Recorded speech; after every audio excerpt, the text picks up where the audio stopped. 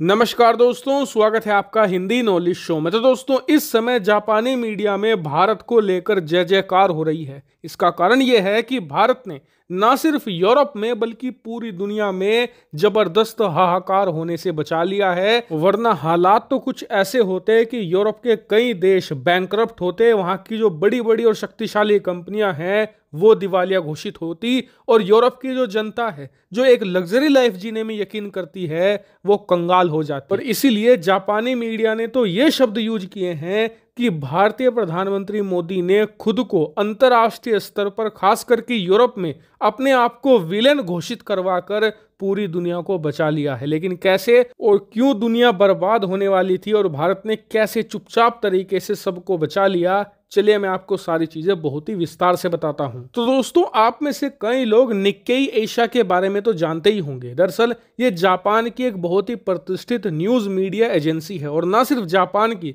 बल्कि एशिया की सबसे ज्यादा प्रतिष्ठित न्यूज एजेंसियों में से एक माना जाता है निक्केई एशिया को। तो इसी न्यूज एजेंसी ने एक बहुत ही स्पेशल रिपोर्ट तैयार करी है। स्क्रीन पर आप वो रिपोर्ट देख सकते हैं और जरा इसकी हेडलाइन पर नजर डालिए।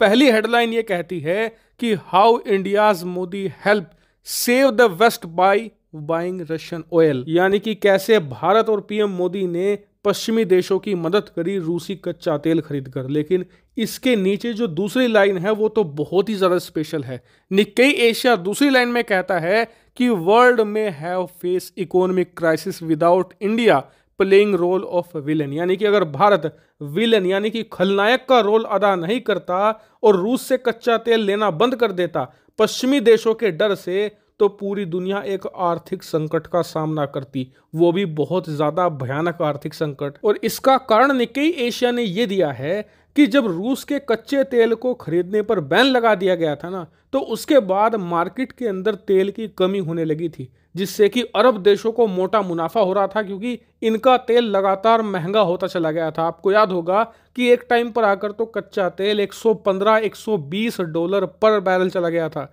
जबकि युद्ध से पहले ये रेट $40 ही हुआ करता था, यानी कि 300% रेट बढ़ गए थे कच्चे तेल के। और उस समय आपको याद होगा कि रिपोर्ट भी आई थी कि जिस हिसाब से कच्चे तेल के दाम बढ़ रहे हैं, ये रेट आपको $200 पर बैरल के आसपास देखने को मिल सकते हैं। और अगर ऐसा होता ना तो पूरी दुनिया में त्राहिमाम मचता। क्यों? क्योंकि सबसे पहला काम तो ये होता कि जो पेट्रोल डीजल आप इस्तेमाल करते हैं इसके दाम लगभग दुगने हो जाते। इसके अलावा दुनिया भर की जो इकोनॉमीज हैं वो कोलैप्स होना शुरू हो जाती, चाहे छोटी हो बड़ी हो, हर जगह आर्थिक मंदी आपको देखने को मिलती। और इसका सबसे ज्यादा बुरा असर पड़ता आम जनता पर, क्योंकि सारी चीजें यहाँ तक कि खाने पीने की जो बेसिक चीजें हैं इनके दाम 2-3 गुना बढ़ते, क्योंकि जो सारी ये चीजें हैं ये ट्रांसपोर्ट करके आप तक पहुंचाई जाती है, और ट्रांसपोर्ट चलता है पेट्रोल डीजल पर। जब इनके दाम दुगने होते तो ट्रांसपोर्ट के दाम भी दुगने होते, यानी कि खाने पीने की चीजों के दाम आसमान छूते। और जो हमारे जैसे कृषि प्रधान देश हैं, यानी कि जो खेती ज्यादा करते हैं,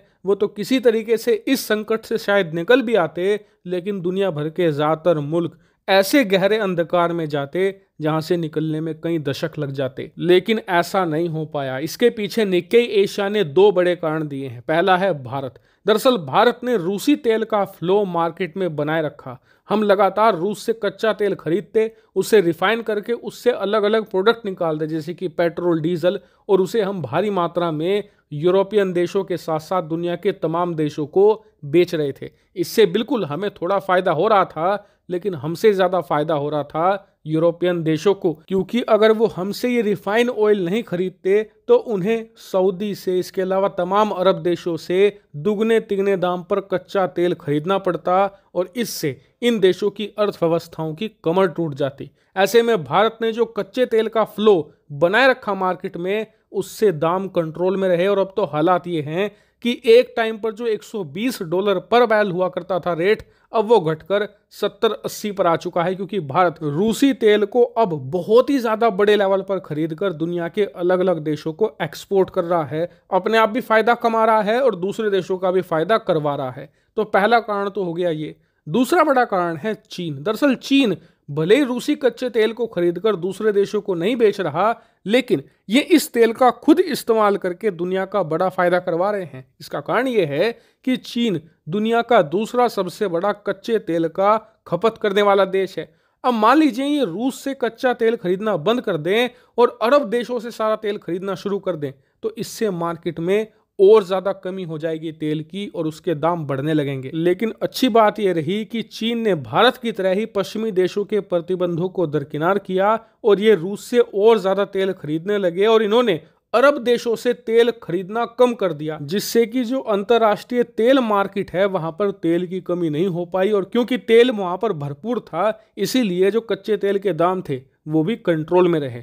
यानी कि कहीं ना कहीं पश्चिमी देश जो भारत को विलेन की तरह बता रहे थे कि जी भारत रूस से कच्चा तेल खरीदकर युद्ध में मदद कर रहा है, भारत ये गलत कर रहा है, असल में इसका सबसे बड़ा फायदा इन्हीं देशों को मिला है। और अच्छी बात यह है कि पश्चिमी देश और उनके सभी साथी देश अब इस बात को रियलाइज कर रहे हैं और भारत को उसका क्रेडिट दे भी रहे हैं। ये अच्छी बात है। हालांकि इस पूरे मामले पर आपका क्या मानना है कमेंट करके जरूर बताएगा।